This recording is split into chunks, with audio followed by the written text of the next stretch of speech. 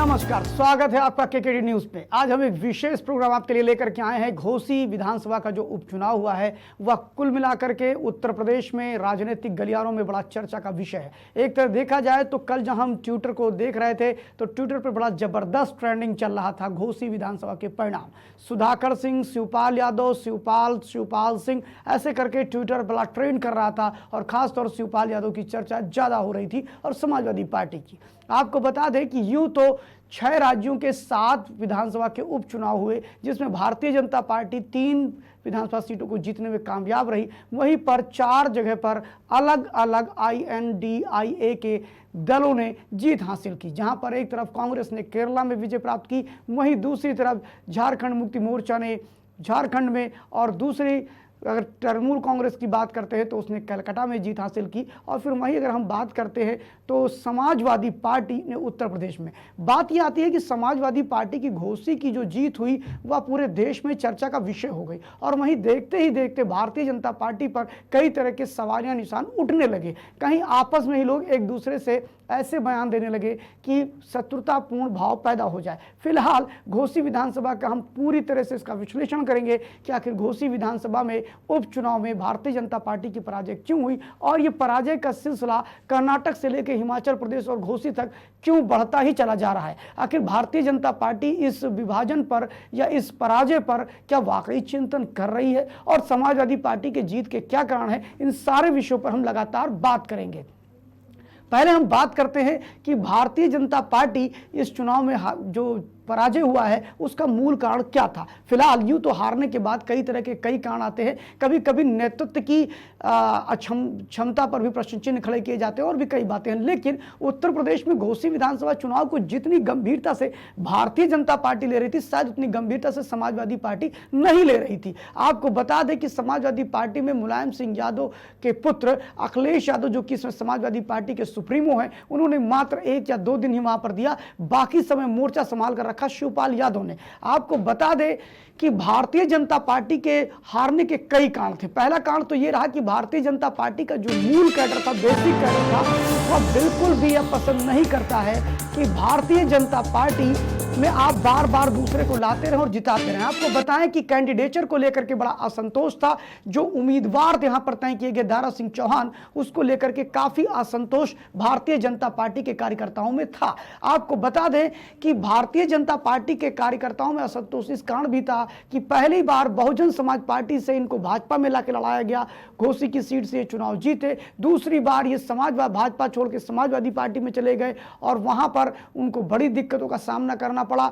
Bharatiya Janata party के कार्यकर्ताओं को थोड़ा आड़ लगा कि जिस आदमी के साथ हमने 5 साल बिताया वो भाग गया और जाकर के समाजवादी पार्टी के गले लग गया। और फिर वो 1 साल नहीं बीतता है समाजवादी पार्टी छोड़ के फिर भाजपा में आ जाते हैं। तो कहीं ना कहीं कार्यकर्ताओं का जब मन टटोलने का हमने काम किया तो वहां उनके मन में ये भाव आया कि क्या हम कोई नौकर हैं, क्या स्लैब हैं, क्या गुलाम है, क्या कि हमसे आप काम कराते रहेंगे, जिसको चाहे उसको लाते रहेंगे। फिलहाल जब इस प्रकार के घटनाक्रम हुए थे उसी समय कई लोगों की प्रतिष्ठा दांव पर लगी थी। आपको बता दें जहां एक तरफ भारतीय जनता पार्टी के प्रदेश अध्यक्ष भूपेंद्र सिंह जी ने जब से अपनी पार्टी कि अध्यक्ष पद को संभाला है तब से खतौली भी वो हारे, उसके बाद घोसी हारे, तो उनके लिए तो फिलहाल बहुत अच्छा ये संदेश नहीं है। लेकिन खतौली हारना उनके लिए एक सेटबैक था, लेकिन घोसी में चूंकि उनका बहुत ज़्यादा प्रभाव नहीं कहा जा सकता है, फिर भी प्रदेश अध्यक्ष के नाते जिम्मेदारी उन्हें लेनी पड़ेगी और उन्होंने भी बहुत बाखूबी लिया भी। लेकिन उससे ज़्यादा कहीं ये जो दांव लगा था वह योगी आदित्यनाथ की छवि पर दांव था। उसके अलावा बहुत से लोगों की जो प्रेस्टीज इशू, प्रतिष्ठा दांव पर थी, उनमें सबसे ज्यादा दारा सिंह और ओम प्रकाश राजभर का भी था। भारतीय जनता पार्टी ने फिलहाल अगर ओवरऑल कहा जाए कि भारतीय जनता पार्टी ने यहां पर क्या किया तो आपको बता दें कि भारतीय जनता पार्टी ने यहां 2 दर्जन से अधिक अपने मंत्रियों को लगाया, लगभग 2 दर्जन से अधिक वरिष्ठ लोग वहां बैठे रहे और प्रदेश अध्यक्ष भी वहां लगातार डटे रहे। आपको बता दें कि मुख्यमंत्री योगी आदित्यनाथ ने भी वहां सभा की, उप मुख्यमंत्री ब्रजेश पाठक, केशव मौर्य, लंबी बयानबाजी चलती रही। लेकिन मामला यह था कि सब हवा हवाई, ऊपर से ही सब कुछ चल रहा था, अंदर खाने कुछ भी नहीं था। और सबसे बड़ी चीज, ओम प्रकाश राजभर का एक बयान आया, उस बयान में उन्होंने कहा मुझे सवर्णों का वोट नहीं चाहिए। वह भी एक लंबी प्रक्रिया हुई। और आपको बता दें, सुधाकर सिंह ने अगली जातियों का, खासतौर सवर्णों के वोट के लिए भांत फैला फैला के वोट मांगे। और दारा सिंह चौहान उस मामले में ओम प्रकाश राजभर के साथ चल रहे थे, तो वहां पर उनको इसका डेफिसिट देखना पड़ा। फिलहाल दारा सिंह चौहान को लेकर के अभी वहां पर जो मूल कार्यकर्ता भारतीय जनता पार्टी का है, उससे ना तो कोई बातचीत की जा रही थी, ना कुछ पूछा जा रहा था। एक वहां के स्थानीय कार्यकर्ता से जब बातचीत की गई तो उन्होंने कहा कि चूंकि इन लोगों ने कहा कि मुझे सवर्णों का वोट नहीं चाहिए, इसका भी इंप्रेशन पड़ा। दूसरा, हर कॉन्स्टिट्यूंसी में कार्यकर्ता तैयारी करता है विधानसभा लड़ने की, लोकसभा लड़ने की, और काफी दिनों से लगातार वहां पर भाजपा का मूल कैडर नहीं लड़ रहा है। इस कारण भी इसका एक दिक्कत आया, और मूल कैडर को टिकट ना देना भी भाजपा के लिए दिक्कत का सौदा रहा। और कुल ये इस प्रकार की पराजय भाजपा की होनी आवश्यक भी थी। कार्यकर्ताओं की उपेक्षा करना, कार्यकर्ताओं के मन का काम न करना और पूरी मंत्रियों की फौज भेज देने से क्या आप जीत पाएंगे? बिल्कुल नहीं जीत पाएंगे।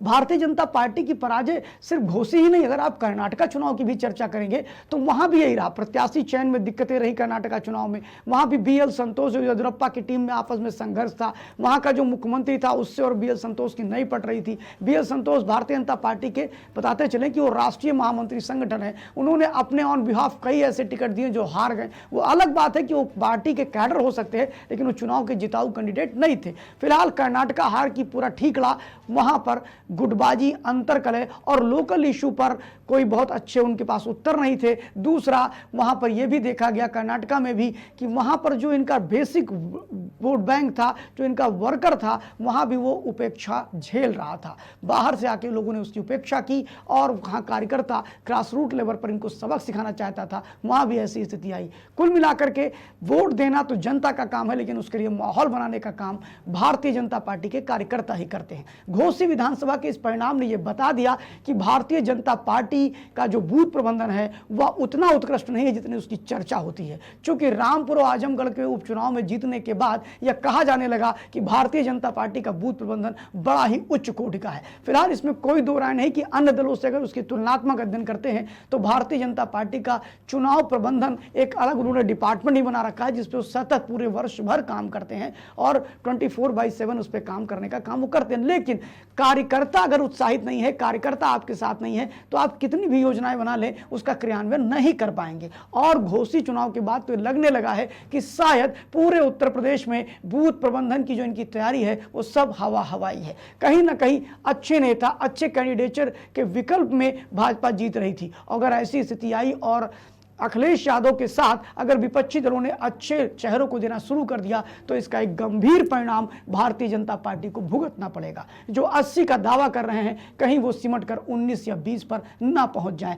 यह भी एक खतरे की घंटी है। फिलहाल अगर हम बात करें कि समाजवादी पार्टी ने चुनाव क्यों जीता, तो आपको बताते हैं कि समाजवादी पार्टी ने जिस प्रत्याशी पर दांव लगाया था वो जमीनी नेता है। समाजवादी पार्टी का वो बहुत पुराना कार्यकर्ता है। आपको बता दें कि सुधाकर सिंह 2012 में भी चुनाव जीते थे। सुधाकर सिंह को लेकर मैं कहना चाहूंगा, पिछले बार यही सुधाकर सिंह समाजवादी पार्टी का विरोध कर रहे थे और इन्हीं दारा सिंह का विरोध कर रहे थे। आपको बताएं, सुधाकर सिंह ने इसके बगल की सीट से टिकट मांगा था, वहां भी अखिलेश यादव ने नहीं दिया और उमेश पांडे को दे दिया था, जिसके विरोध में उन्होंने उमेश पांडे का जमकर विरोध किया और उमेश पांडे को हराने का काम किया और वो हारे भी। आपको बताएं कि समाजवादी पार्टी में सब कुछ बहुत अच्छा नहीं था जैसा चर्चा की जाए, लेकिन कहने का मतलब यह है समय बहुत बड़ी चीज होती है, समय पर लिया गया निर्णय बहुत काम करता है। सुधाकर सिंह एक ऐसे नेता हैं जो कहीं भी बैठ जाते हैं, कहीं भी लोगों के बीच जल्दी मिक्सअप हो जाते हैं। छोटे बड़े, अमीर गरीब, रास्ते में चलते हुए हर व्यक्ति सुधाकर सिंह से मिल सकता है।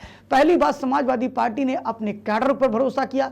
समाजवादी पार्टी ने अपने बहुत खांटी कैडर को टिकट दिया। पहले भी वो विधायक रह चुके हैं, उनका एक अच्छा प्रभाव था और सुधाकर सिंह के बारे में ये कहा जाता है कि वो लोगों के बीच में इजीली अवेलेबल हो जाते हैं। इसके अलावा समाजवादी पार्टी ने वो सारी गलतियां नहीं दोहराई जो आजमगढ़ और रामपुर में दोहराई थी। आपको बताएं, आजमगढ़ और रामपुर में उन्होंने समाजवादी पार्टी के मुखिया अखिलेश यादव नहीं गए थे, बड़ी गंभीरता से उस चुनाव को नहीं लड़ा था, लेकिन इस चुनाव में उन्होंने अपने वो सारे दांव चले जो उन्हें चलने चाहिए थे। उन्होंने अपने जितने भी जातीय नेता थे उनको सक्रिय किया घोसी में, चाहे वो आपकी कृष्णा पटेल की बेटी हो, वह वहाँ पर गई अपना दल की। इसके अलावा आप देखिए वहाँ पर उन्होंने राजभरों के अपने नेता भेजे, ब्राह्मणों के जो उनके नेता थे उनको भी भेजा, ऐसे उन्होंने सभी जातियों के अपने नेताओं को वहाँ लगाया। सबसे बड़ी बात यह थी कि अखिलेश यादव के चाचा शिवपाल सिंह यादव जो कि बहुत पकड़ रखते हैं, और उन्होंने इस चुनाव के बाद ये साबित कर दिया कि अखिलेश यादव को अगर आगे बढ़ना है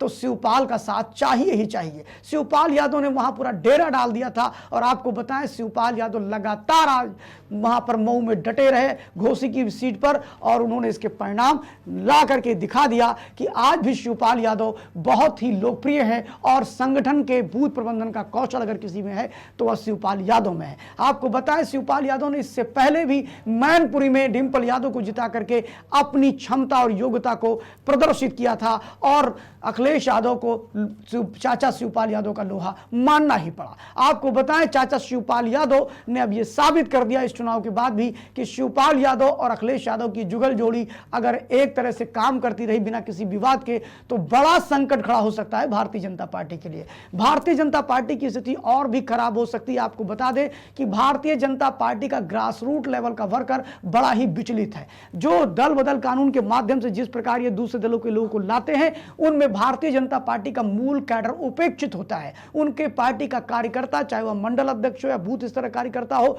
या पार्टी का जो पदाधिकारी है, वह भी बहुत परेशान रहता है, उनके काम नहीं होते हैं। ग्रास रूट लेवल पर अगर आप जाएंगे तो जहां भी आप देखेंगे ठेके पट्टे जो हो रहे हैं, उनमें भी भारतीय जनता पार्टी के वर्कर या कार्यकर्ता ना के बराबर करते हैं ठेके और पट्टे। आपको बताएं कि भारतीय जनता पार्टी के कार्यकर्ता इस प्रकार की परिस्थितियों से बड़े ही परेशान हैं। भाजपा के नेताओं के लिए सिकन आ गई है, और प्रदेश अध्यक्ष से लेकर के प्रदेश महामंत्री संगठन धर्मपाल भी वहां डटे रहे। आपको बताएं कि घोसी चुनाव के बाद जो परिणाम आए हैं वह आबैल मुझे मार वाली स्थिति हो गई है। यानी भारतीय जनता पार्टी ने इतनी गंभीरता से इस चुनाव को लड़ा, और उन्होंने ये शो ऑफ भी बहुत किया, जिसमें उन्होंने दो डिप्टी सीएम वहां भेज दिए, सीएम को भेजा, और बहुत से ऐसी घटनाएं हुई जिसके बाद से ये लगने लगा कि भारतीय जनता पार्टी के लिए प्रतिष्ठा की सीट है। सच्चाई ये थी कि ना कोई पाया ना कोई खोया।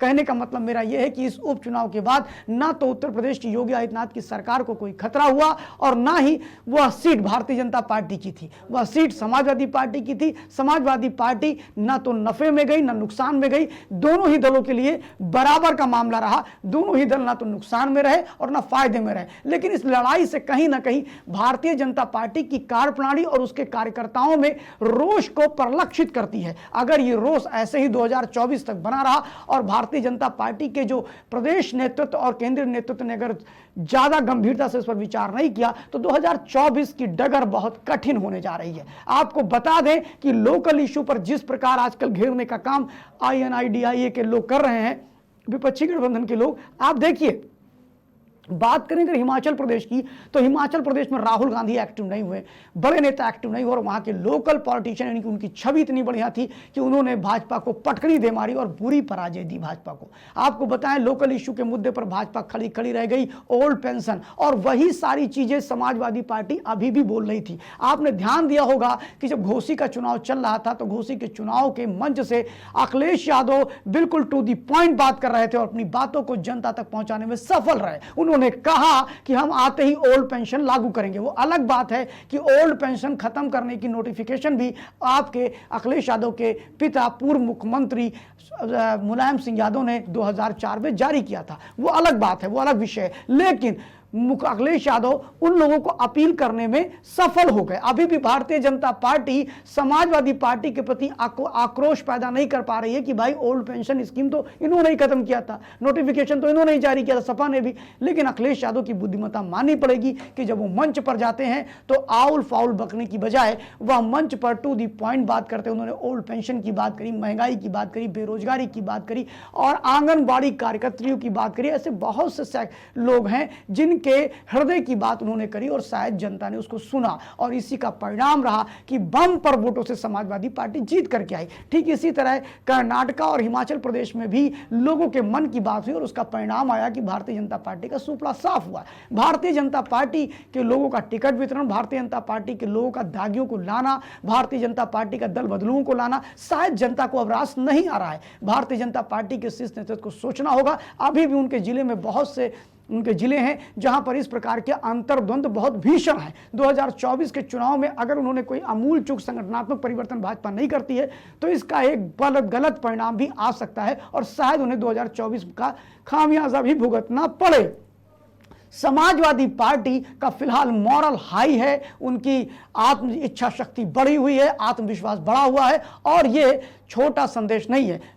कहने का मतलब मेरा यह है और जो मैंने पहले भी कहा कि इस चुनाव से न खोया न पाया, यानी सीटों के मामले में और सरकार आने और जाने के मामले पे तो किसी पे कोई फर्क नहीं पड़ता है, लेकिन हाँ कार्यकर्ताओं के मनोबल पर फर्क पड़ता है। बिल्कुल भारतीय जनता पार्टी के जो समर्थक हैं, जो कार्यकर्ता हैं, उनके मनोबल पे फर्क पड़ा। समाजवादी पार्टी के जो समर्थक हैं, कार्यकर्ता हैं, उनके मनोबल पे फर्क पड़ा और उनका आत्मविश्वास तगड़ा हुआ। शायद यह आत्मविश्वास 2024 में संजीवनी की तरह काम करेगा समाजवादी पार्टी के लिए और वहीं पर भारतीय जनता पार्टी को आत्म अवलोकन और आत्मचिंतन के लिए विवश करेगा। बहुत से जिलों में और पूरे प्रदेश में क्या अब वो कोई बड़ा परिवर्तन करेंगे? देखना होगा आगे कि भारतीय जनता पार्टी घोषी चुनाव के बाद क्या करती है और समाजवादी पार्टी अब और कौन से दृष्टिकोण से और किन किन प्रकार की योजनाएं बनाती है 2024 के लिए। धन्यवाद।